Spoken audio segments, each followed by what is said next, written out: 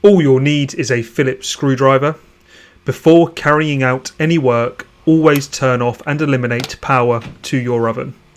To remove the trim for us to access the bottom door inner glass and the screws needed to remove the oven door handle, there's a screw on either side of the door which needs removing. Remove these and pop them to one side. Remove the trim and also place this to one side. Carefully remove the inner glass from the bottom door. A quick warning, the door may begin to close due to the weight reduction. There's a screw on either side which hold the front oven door handle in place. Remove the screws and place these to one side.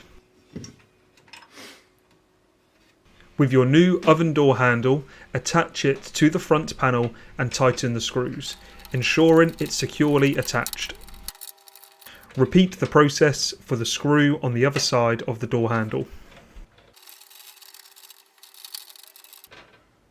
With your inner glass, reattach the top rubber seal if it's fallen off.